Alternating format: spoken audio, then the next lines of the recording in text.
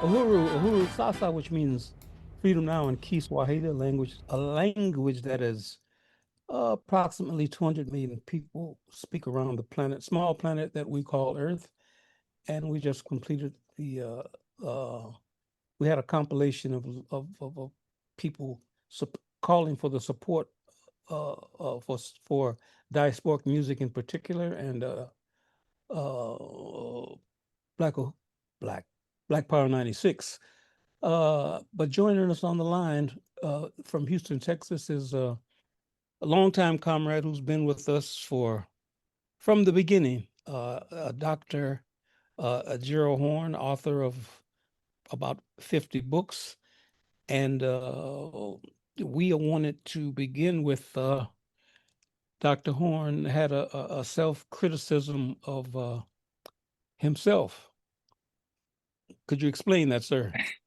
Well, first of all, thank you for inviting me. Second of all, uh, self-criticism usually goes well with criticism. So let me begin with that.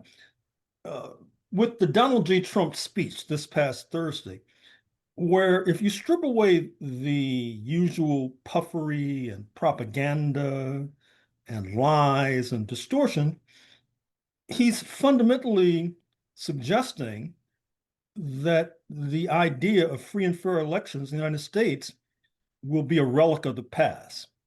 He dredged up many discredited notions about how the United States elections are fraudulent. Now, of course, you could say that from a left-wing point of view, but from his point of view, it's obviously nonsense. And then there's this idea that people without US nationality are voting in US elections. Now, if you're in a country illicitly, why would you go to the polls where there are authorities all over the place ICE. in order to cast a ballot? I mean, it makes no sense, which brings us to the point you just raised, which is that even if in November all the ballot boxes are not seized, which I think we have to contemplate, there is a possibility that polling stations in Black and brown communities will be patrolled by the authorities, particularly ICE. And I raise this in particular because since this is still July 2026, the United States celebrating, or at least some celebrating, the 250th anniversary, one wonders what these US patriots have to say about the prospect of no more free and fair elections. Will that cause them to look back askance at the founding of this nation 250 years ago and perhaps come to the conclusion that it was not accidental or coincidental that so many were barred from the polls, speaking of the indigenous, enslaved Africans, women of various ancestries, etc., and that in some ways the United States might be returning to its origins in November 2026. But that brings me to the other criticism, which is that obviously right-wing white nationalism is dominant in the United States. It helps to explain why 77 million voted for Mr. Trump in November 2024. And it also helps to explain and shed light on the class collaboration, which is also a key to understanding voting patterns in this country. And of course, many of our friends on the left, class collaboration is not part of their vocabulary. But then there's the left-wing white nationalism, which rationalizes how the 77 million voted. Their theory of the case is the 77 million vote for the right because the opposition is not sufficiently left. And then when you have a case study like the New York City elections of November 2025, when Zoran Mamdani, a social democrat, prevailed, and he prevailed in every part of New York City except for the headquarters of the settler descendant working class and middle class, speaking of Staten Island. Well, our left-wing white nationalists, they don't even grapple with that. I mean, any contrary evidence is just ignored, which then brings me to myself, because even though I think that I obviously have not accepted the propaganda about the great and sturdy republic established in 1776, I think I could have done a better job of making this point. That is to say, if you want to understand why the Anglo-American bloc, speaking of the United States and Great Britain, have been in the vanguard of right-wing politics, with the British Empire handing off the baton to U.S. imperialism post-1945, and U.S. imperialism trying to advance that inglorious cause since then. I think you have to go back not only to what I said about 1776, that is to say, the desire to continue enslavement of Africans and dispossessing indigenous as being a motive force for the establishment of the country. And even though in that book, The Counter-Revolution of 1776, I did connect that to the so-called Glorious Revolution in England in 1688, where I pointed out, as others have subsequently, that when the wings of the monarch were clipped in 1688, one of the reasons that the merchants moved in that direction is because they wanted to get in on the lucrative African slave trade, which theretofore had been under the thumb of the monarch. So in other words, in order to understand the right-wing politics of both London and Washington, it helps to understand the question of slavery. And I think I could have done a better job of explaining that. And this came to mind when I was interviewing the scholar Jeremy Popkin. You can find that interview as ever on the Activist News Network, about his book about the French Revolution and emancipation, which takes place in the 1790s, which obviously helps to discredit this idea that in 1789, when the United States Constitution comes into being, that it was asking too much to ask them to move towards abolition when you had it in France. And I think that, once again, France, now when I make this analysis of France, I'll be attacked from the left when I point out the fact that Mélenchon and France Unbowed have a possibility of winning the French elections, replacing Macron. Now, they may not, but the fact that the left, socialist-oriented left, can possibly wind up ruling France, whereas that's a distant possibility thus far for both London and Washington, I think it goes back to how the so-called revolutionary processes in the United States and Great Britain dealt with slavery, and how France, by contrast, by way of contrast, dealt with slavery. And I think people like myself could have done a better job of making that contrast, because many of our friends on the left, they think in a very schematic way. In other words, this is what they learn in political education class. Primitive communalism, slavery, feudalism, capitalism, socialism, communism. That's what they learn. And when they talk about the United States, they say, well, the United States was so progressive because, unlike Europe, it did not have feudalism. Well, I mean, first of all, you can make an argument you did have feudalism in the Hudson River Valley, but obviously that elides the point that it was worse, even by their own measure, because it had slavery, which by their measure was more regressive than feudalism. And so it's amazing the contortions that some of our left-wing friends go through in order basically to preserve objectively a certain kind of white supremacy. And once again, I think people like myself could have done a better job of unraveling this conundrum. And so therefore, I beg your forgiveness and I pledge to do better. I take it you understood what I just said. Yes, sir. Yes. It makes sense. Mhm. A lot of sense. Plenty sense. Well, and then of course, our friends in Canada, as I've said more than once, here Trump is threatening their sovereignty, threatening to turn Canada into a mini version of the United States of America. 51st state. Exactly. And yet, many of our Canadian friends, they have not been moved to do a really deep dive into the history and politics of the United States. Instead, many of the progressive people in Canada, they say that they are small R Republicans. In other words, in a sense, they're saying they want to be like the United States, even though in practice, they don't really mean that. But I guess it's a sign of a confusion. It's a sign, perhaps, of what Sister Malia said, is that they don't want to confront settlerdom, for example, because that is obviously an obnoxious category, to put it mildly. But you can struggle against obnoxious categories.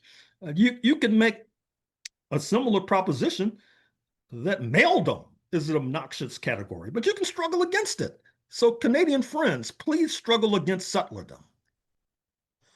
Melinda Francis, you had some questions, of course. Yeah. Fundraising first, I guess. Yeah. Just to remind listeners, we are on our fund drive. We're looking for you to become members, support the station. The station's goal is $10,000. So go to your keyboard and type in Black Power 96 .org/DM and support the station, and therefore you support the show. So maybe we could talk about Iran. We kind of ran short the last time. Well, obviously, this Iranian crisis should be a subject of deep contemplation, not to mention profound protests.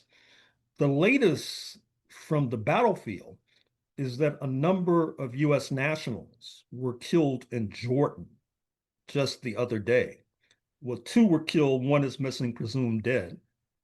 Mr. Trump has responded by unleashing a fierce bombing campaign against Iran, which is presumably contrary to international law insofar as he's going against civilian targets.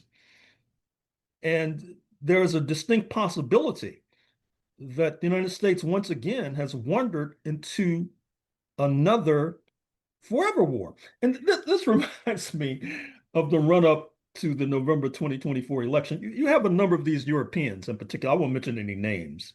I'll talk about nationals of London and Greece, etc. And they really don't understand U.S. politics, fundamentally because they don't understand indigenous dispossession and the long shadow of slavery and Jim Crow. They tend to see the United States as sort of a European country with just a lot of Black people, basically, by some stroke of fate. And so therefore, when Mr. Trump was unleashing that propaganda about he was anti-war, they swallowed it. They swallowed it. They believed it. They were echoing it. And now they don't go back and examine why they were wrong. No, that's too much to ask. So in any case, we may be entering another forever war. China is a major beneficiary because the United States is utilizing Tomahawk missiles in profusion that presumably cannot now be used against China. China has stockpiled a significant petroleum reserve, and if they decide to enter the market, it's a possibility that they could actually wind up driving up the price of gasoline by the gallon. I mentioned, I think last week, that in Alaska already, certain parts of Alaska, it's $9 a gallon for gasoline.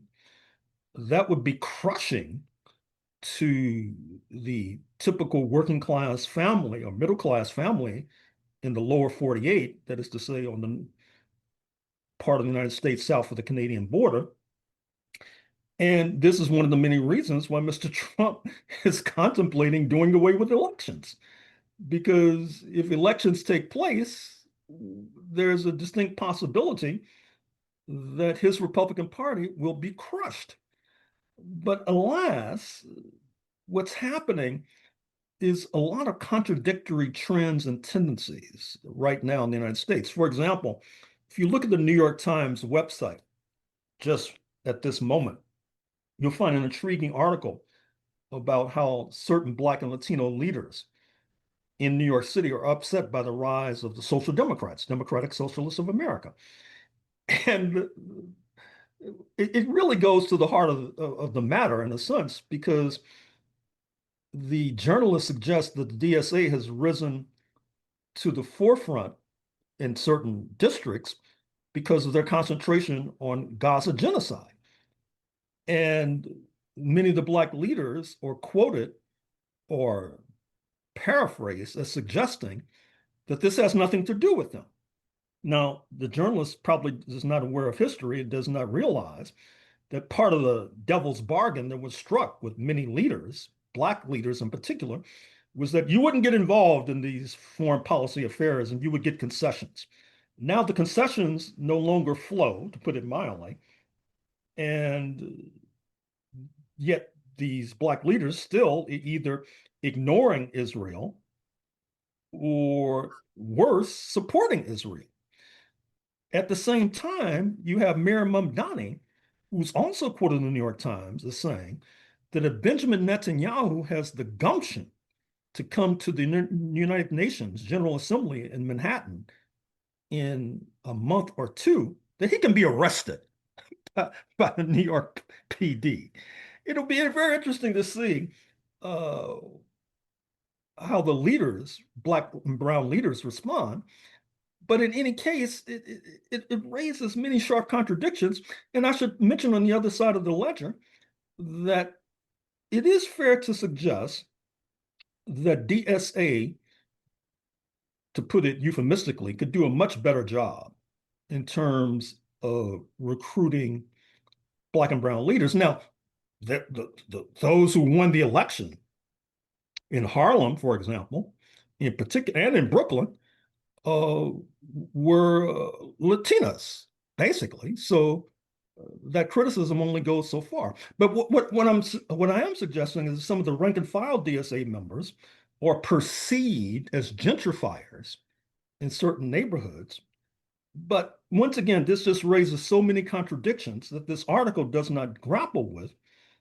And I hope we don't get to the point, and let me flag this issue right now, where Black and brown leaders, in a futile effort to rescue that devil's bargain, decide to turn against socialism or turn against social democrats. I would not rule that out. And perhaps there's an echo in Canada or in Toronto that can be useful, because I know that many migrants were very celebratory of Pierre Elliott Trudeau and the Liberal Party for easing certain immigration restrictions and allowing them to settle in Toronto and Ontario.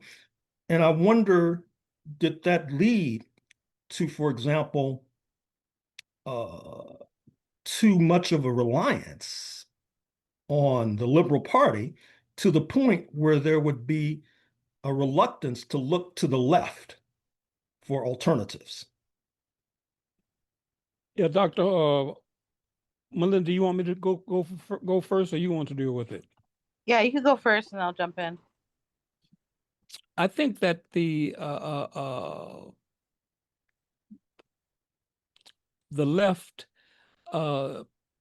Trudeau's position is kind of Pierre Elliott Trudeau was quite progressive, and the one who took over after him, John Chrétien, was pretty good. But I think the little Trudeau, Justin, moved to the right, and I think he dropped the ball because Pierre Elliott and Chrétien did not completely go along with the U.S. foreign policy, from time to time, they would generally they took a similar position than U.S. imperialism, but at times they sort of became like didn't go along completely with the program, if that makes any sense. Well, might this have something to do with the fact that Chrétien and Pierre Trudeau, were operating in a different Cold War context? That is to say, the existence of the Soviet Union and the existence of a socialist camp allowed more flexibility, even in Ottawa, than has obtained in the post-Cold War scenario. For example, obviously, if you look at Cuba, it had more flexibility with the existence of the socialist camp than it has today. Well, I don't want to cut you, Bill, but yeah, Pierre Trudeau was probably on the front row when Fidel Castro passed away. He was at the funeral, and they had I'm not going to say they were arm in arm comrades, but they were, as you know, there was not that hostility from the Canadian government than there was from the U.S. and the British, Australian, and the Western powers.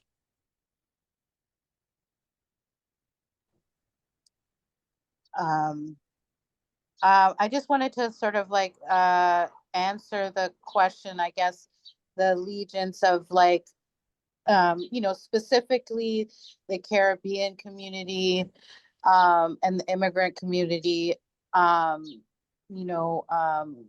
allowing, people to emigrate here. And people do have that allegiances. And the thing I think is a lot of like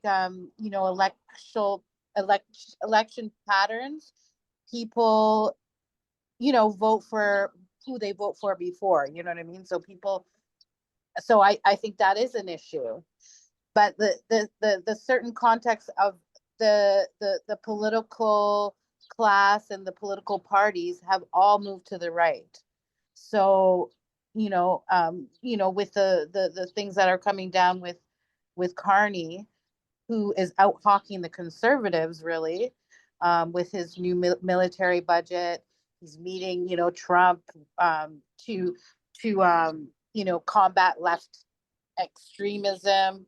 So, but I don't think it's just the Liberal Party. It's also, the New Democrats as well. So they've all kind of shifted to the right, if that kind of answers your question a little bit.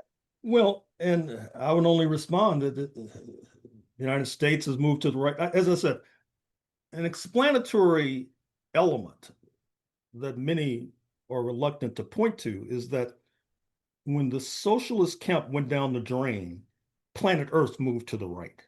And many find that hard to grapple with. I mean, you have many Cuba Solidarity activists who are anti-Soviet, for example. So obviously, they don't want to grapple with that reality, because that might mean that they're culpable for the troubles and problems that Cuba is encountering today. In any case, all is not lost, although this next subject I'll tackle may lead to an opposing conclusion. Speaking of the prospects for World War III on the Ukraine battlefield, Ukraine is going through difficulty right now. There's internal ructions. There's rumors and scuttlebutt about a possible coup. Russia is proceeding steadily westward, despite the fact that the much publicized drone warfare of Ukraine is striking ever deeper into Russian territory, but it doesn't really challenge or change the strategic correlation of forces on the battlefield. A problem that's faced right now. Sorry? Oh no, I had that was me sighing. I'm all I right. see. Go ahead. A problem we face right now is that Mr. Macron, the leader of France, at this Coalition of the Willing meeting 6 days ago, where he basically said there will be blood. as he was backing up his Ukrainian comrades. The ascension of Andy Burnham, replacing Sir Keir Starmer as Prime Minister in the UK, does not necessarily mean a change in British foreign policy. At the same time, the German economy is going through deep structural difficulties. Volkswagen is on the ropes. The big bet it made on China is backfiring. That is to say, investing heavily in China, and China now with BYD and NIO eating the lunch of German automobile manufacturers. And of course, the internal combustion engine fundamentally emerged in Germany in the late 19th century. So Europe is steadily moving towards an all-out confrontation with Russia, but it will end badly as long as Russia has China at its back, which it does and will likely continue to do, because China recognizes that Russia is its firewall. That is to say, if the current regime in Moscow is overthrown, obviously next on the list will be the regime in Beijing. But to reiterate a point I've been making steadily in recent weeks, a problem in China is the factionalism. I can't begin to tell you about all the leaders of the political bureau, the People's Liberation Army, the foreign ministry that have been purged in recent months. It's quite concerning. The only point of possible ironic satisfaction is that factionalism is nothing new in China. You could say there's been factionalism with the founding of the Chinese Communist Party in 1921, and the fact that it has 100 million plus members in 2026 perhaps has even magnified that very deep-seated problem of factionalism. You're listening to Diasporic Music, and we have raised so far $150. We need to raise $350 more. We just received a donation from MQ. Thank you, MQ. MQ is very active on Black Power 96. And this is our fundraising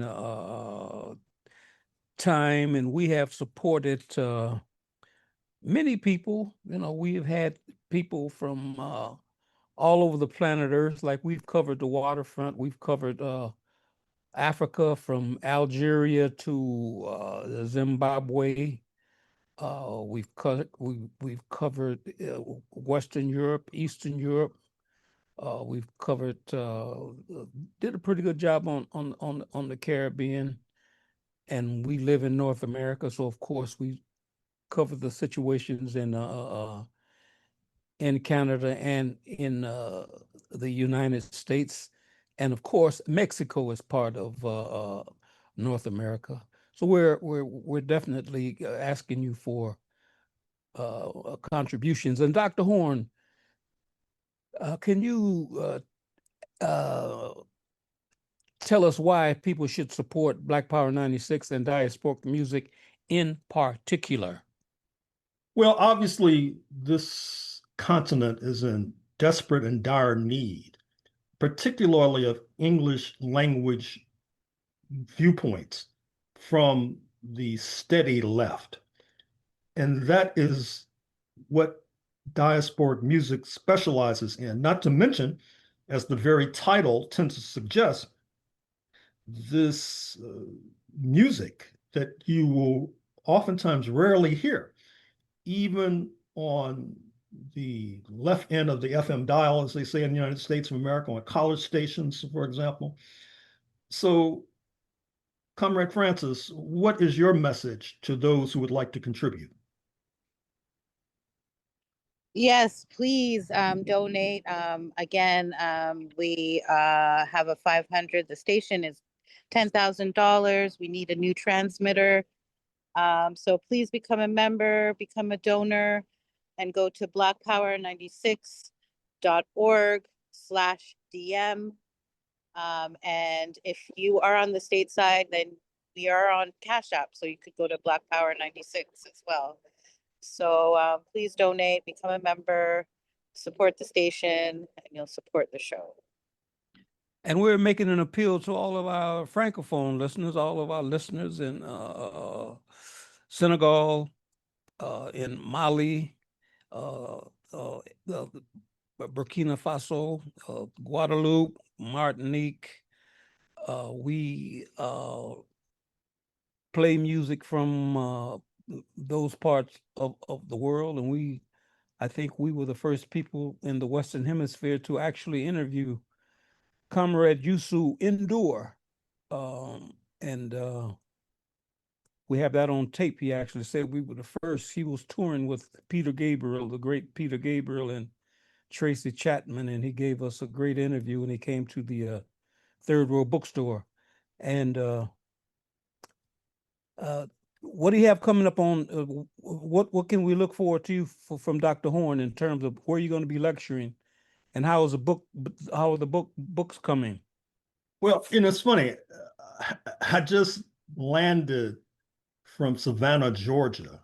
Savannah, Dessalines. I mean, that's what Christoph was in Savannah, right? That's correct. There's one of the few memorials you can find to Haitians. It's in Savannah because the French, when they were colonizing what is now Haiti, they sent a number of Africans with arms in hand to fight the Redcoats in Savannah in the 1770s, for example. Savannah, it's on the one hand, for an amateur urban planner, an amateur architectural historian like myself, it's a feast for the eyes in terms of the green space, in terms of the architecture. But then the Africans are residing in what looks like military barracks, for example. It's quite chilling, and it's sort of a metaphor for the contemporary United States of America. But in any case, on July 21st, which I guess is Tuesday, my next book will be available, Slavery and the Slave Trade and the Roots of U.S. Imperialism, this long subtitle, North Africa, Egypt, Sudan, Ethiopia, West Asia, Ottoman Turkey, Russia, and Western Europe. And I think that title basically sums up what the book is about. And I just wanted to make this last statement. I spent some time in Savannah, Georgia, when I was slipping into darkness. I was underground, and I met Kimathi Muhammad, the late great Kimathi Muhammad, his mother, and one of my close comrades, Modibo Kadali. Yeah, he was born and reared in Savannah, Georgia. See, I kind of like Savannah. They were good to me down there. How was the cuisine down there, Gerald? Savannah, I'm going to have to go back because I'm doing a Georgia project now. And by the way, the two Democratic senators from Georgia, a black man, Raphael Warnock, and the Jewish guy, Joel Ossoff, are both planning to run for president. And that's point number one. Then point number two, one has to this is what I mean about these people in Europe talking about the United States. Because so you have these two guys from Georgia planning to run for president. Then you go next door in Alabama. The representation politically is hardline right wing, not to mention in Mississippi, not to mention in Louisiana, not to mention in Texas.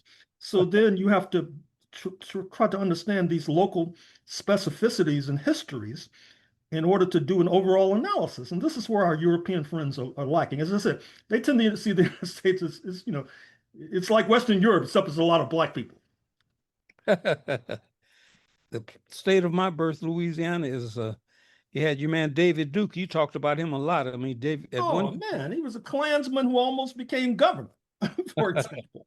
I mean, it's crazy. We've run over time, so I really appreciate your contribution, and we're still in fundraising mode, and we will see you in the Whirlwind next week, sir. Good luck to you. And we'd like to thank Lisa Watson for keeping us on track and keeping everything tight. And we still have $350 to raise. Like I said, we'd like to once again thank MQ for her donation of 50 bones. And, we'll take 5, 10, 15, 20, 25, 30, like Marvin Gaye sang the song, 5, 10, 15, 20, whatever you can pledge to Black Power 96 in general and diasporic music in particular. And we thank Lisa once again. And Melinda Francis, what are your closing thoughts on July 19th, 2026? Yeah, I'm just going to repeat where you could go to donate. You can go to blackpower96.org/DM. And if you're stateside, you could use Cash App and donate at Black Power 96. And yes, we have 350. So become a member, become a donor, or be both. I know there's options to do monthly support, so please donate. And all the listeners should stay safe during the week, and we'll see everybody in the Whirlwind next week.